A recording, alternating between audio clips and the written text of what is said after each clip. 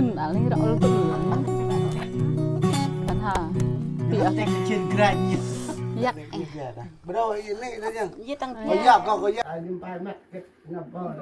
Bay ôm. Ôi tem cái bố. Chào. Karena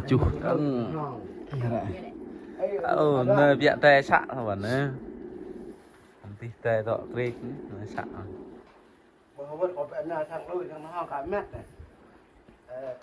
Dạ mơ có đi sang tiếp tục sưu tầm dân ca dry nó mọi người. Hôm nay thì thêm thành viên mới.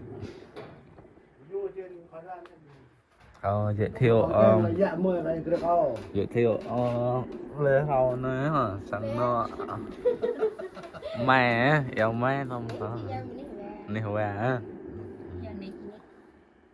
bắt đi trôi nhá về nhá trôi Mẹ bé cái gì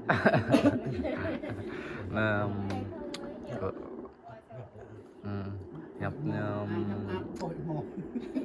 nè ta tạo con ha mừng lần nhập này trôi thuê rằng vẽ đơn mà treo nè mà sợ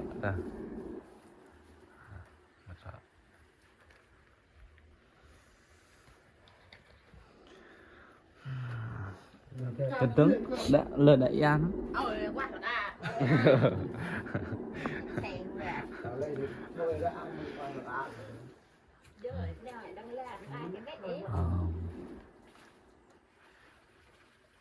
mùa này là tháng 10 gần tháng 11 chuẩn bị cắt lúa này cà đây đó.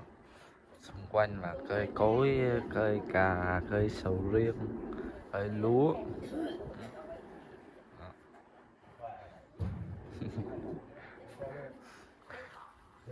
ông ra dạ tay tiêu rồi ông ra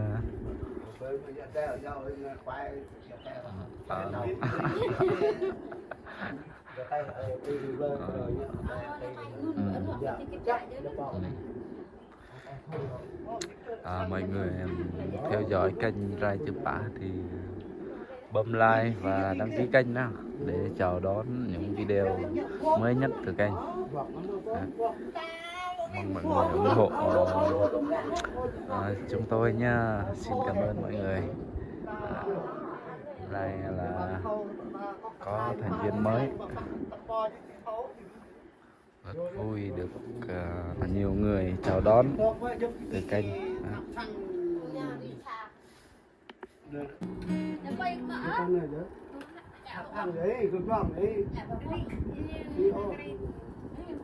Nè, con ơi, cái nơi này này.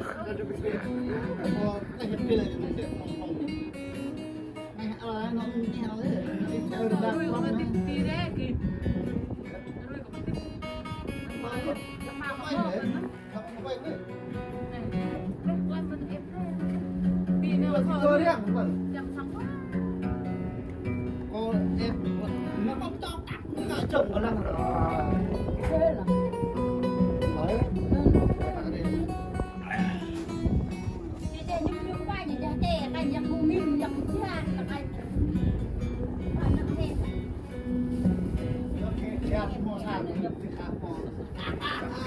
dạ tao ấy